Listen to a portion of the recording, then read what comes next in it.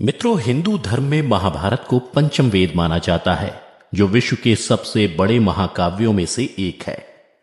महाभारत में दिया गया ज्ञान आज भी उतना ही मान्य है जितना उस काल में था। लेकिन क्या महाभारत जितनी हमारे सामने रखी गई है उतनी ही है, या फिर इससे जुड़े ऐसे कुछ रहस्य हैं जिनसे आज तक पर्दा नहीं उठ सका है?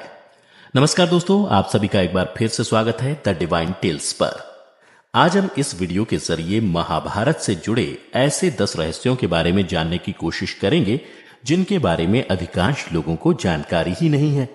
तो चलिए बिना देरी किए आज की इस वीडियो को शुरू करते हैं। नंबर 1, 18 का रहस्य। मित्रों, महाभारत का युद्ध हुए यूं तो बरसों बीत चुके हैं, लेकिन आज भी लोगों में इसके प्रति जिज्ञासा बनी हुई है। आज भी कई ऐसे रहस्य हैं जो उस युद्ध को लेकर उजागर हो रहे हैं। ऐसा ही एक रहस्य 18 अंक से जुड़ा है।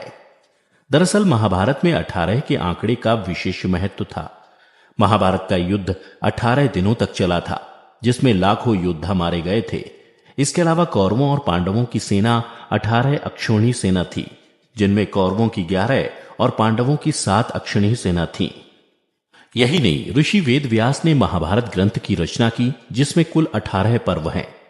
ऋषि वेद व्यास ने 18 पुराण भी रचे हैं। मित्रों, भगवान श्री कृष्ण ने अर्जुन को गीता का ज्ञान 18 दिनों तक ही दिया था, और तो और गीता में 18 ही अध्याय हैं। इसके अलावा महाभारत खत्म होने के बाद सिर्फ 18 योद्धा ही जीवित बच पाए थे। ये सब जानने के बाद ये तो साफ है कि महाभारत और 18 अंक का गहरा नाता था। लेकिन ऐसा क्यों था, ये अब तक एक रहस्य ही है। नंबर 2, क्या जीवित हैं अश्वत्थामा? मित्रों, महाभारत काल का एक व्यक्ति जिसके बारे में यह माना जाता है कि वो आज भी जिंदा है, और इस व्यक्ति का नाम है अश्वत्थामा। ये कौरव और पांडवों के गुरु द्रोणाचार्य का पुत्र था, जिसने महाभारत में कौरवों की ओर से युद्ध किया था। लेकिन अपनी ये गलती के कारण इसे एक श्राप मिला, और कहा जाता है कि इस श्राप की वजह से अश्वत्थामा दुनिया खत्म होने तक भटक रहा है। दरअसल द्रोणाचार्य के पुत्र अश्वत्थामा को श्री कृष्ण ने अमरता का श्राप दिया था, क्योंकि उसने ब्रह्मास्त्र का गलत प्रयोग किया था। इस कारण श्री कृष्ण अश्वत्थामा पर क्रोधित हो गए और उसे श्राप दे दिया कि वो उन सभी हत्याओं के पाप का बोझ ढोता हुआ हजारों वर्ष तक निर्जन जगहों में भटकता रहेगा।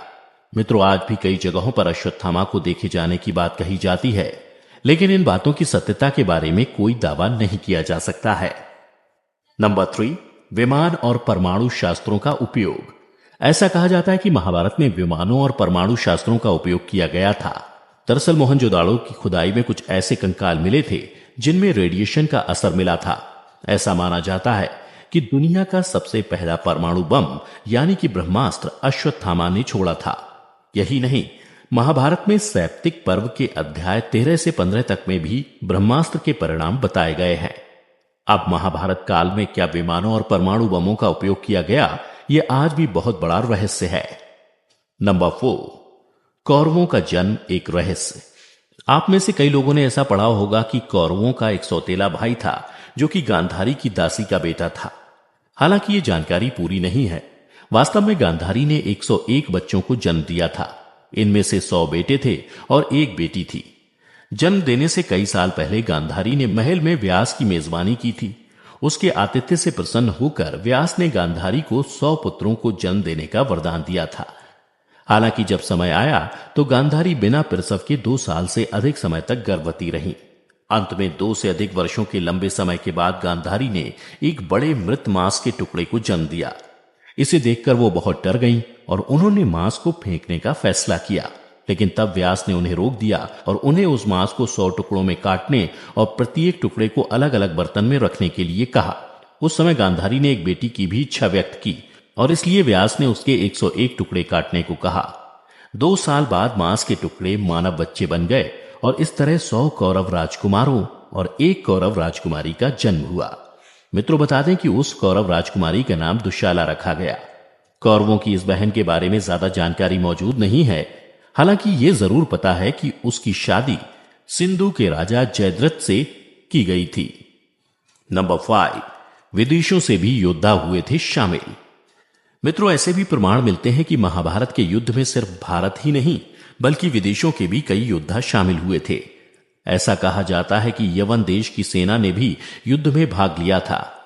साथ ही ग्रीक, रोम, अमेरिका जैसे देशों से भी योद्धाओं को इस संग्राम में शामिल होने के प्रसंग सामने आते हैं। इसी आधार पर यह माना जाता है कि महाभारत प्रथम विश्व युद्ध था। नंबर 6, महाभारत किसने लिखी? अधिकतर लोग ये जानते हैं कि महाभारत वेदव्यास ने लिखी है। हालांकि यह अधूरा सच है। असल में वेदव्यास कोई नाम नहीं बल्कि एक उपाधि थी जो वेदों का ज्ञान रखने वालों को दी जाती थी। और सच्चाई यह है कि महाभारत की रचना 28वें वेदव्यास कृष्ण द्वैपायन ने की थी। उनका नाम कृष्ण द्वैपायन इसलिए रखा गया था क्योंकि उनका रंग सांवला यानी कृष्ण जैसा था और वो एक द्वीप पर जन्मे थे। नंबर 7, 3 चरणों में लिखी गई महाभारत। मित्रों, महाभारत एक महाकाव्य है जिसे लिखने में बहुत वक्त लगा था।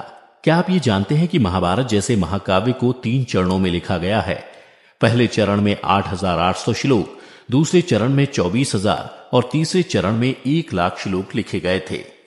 नंबर 8, राशियां नहीं थी ज्योतिष का आधार। आपको जानकर हैरानी होगी कि महाभारत के दौर में राशियां नहीं हुआ करती थीं। तब ज्योतिष 27 नक्षत्रों पर आधारित था, ना कि 12 राशियों पर। नक्षत्रों में पहले स्थान पर रोहिणी था, ना कि अश्विनी। जैसे जैसे समय गुजरा, विभिन्न सभ्यताओं ने ज्योतिष में प्रयोग किए और चंद्रमा और सूर्य के आधार पर राशियां बनाई और लोगों का भविष्य बताना शुरू किया। जबकि वेद और महाभारत में इस तरह की विद्या का कोई उल्लेख नहीं मिलता जिससे ये पता चले कि ग्रह, नक्षत्र व्यक्ति के जीवन को प्रभावित करते हैं। नंबर 9, अभिमन्यु की मौत का सच। मित्रों, आप ये तो जानते ही होंगे कि अर्जुन के बेटे अभिमन्यु की हत्या चक्रव्यूह में 7 महारथियों द्वारा की गई थी। लेकिन यह भी पूरा सच नहीं है। महाभारत के मुताबिक अभिमन्यु ने बहादुरी से लड़ते हुए चक्रव्यूह में मौजूद 7 में से एक महारथी जो दुर्योधन का बेटा था उसे मार गिराया था और इससे नाराज होकर दुशासन के बेटे ने अभिमन्यु की हत्या कर दी थी। नंबर 10, महान योद्धा बर्बरीक के कटे सिर ने देखा था युद्ध। मित्रों, क्या आप उस महान योद्धा के बारे में जानते हैं जिसके कटे सिर ने महाभारत का पूरा युद्ध देखा था? नहीं तो मैं बता दूं कि वो महान योद्धा कोई और नहीं बल्कि भीम का पौत्र बर्बरीक था। बर्बरीक ने यह प्रण लिया था कि वो महाभारत में हारे हुए पक्ष से लड़ेगा। बता दूं कि कौरवों और पांडवों की पूरी सेना को समाप्त करने के लिए बर्बरीक को मात्र 3 बाण ही पर्याप्त थे। लेकिन ये जानकर भगवान कृष्ण ने ब्राह्मण का वेश बनाकर उससे दान में उसका शीश मांग लिया। शीश दान करने के बाद बर्बरीक ने कृष्ण से प्रार्थना की कि वो अंत तक युद्ध देखना चाहते हैं। तब कृष्ण ने उनकी ये बात मान ली।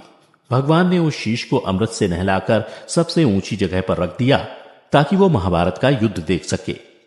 ऐसा कैसे संभव हो पाया, ये भी आज तक रहस्य बना हुआ है। तो मित्रों, ये थे महाभारत से जुड़े वो 10 रहस्य जिनके बारे में अधिकांश लोगों को जानकारी नहीं है। इनमें से वो कौन सा रहस्य है जिसने आपको सबसे ज्यादा हैरान किया है? हमें नीचे कमेंट करके जरूर बताएं। साथ ही अगर ये वीडियो पसंद आई हो तो इसे लाइक और शेयर करना मत भूलिएगा। अब मुझे दीजिए इजाजत, मैं फिर लौटूंगा कुछ ऐसे अनसुलझे पौराणिक रहस्यों के साथ। तब तक के लिए अपना और अपनों का ख्याल रखें। धन्यवाद।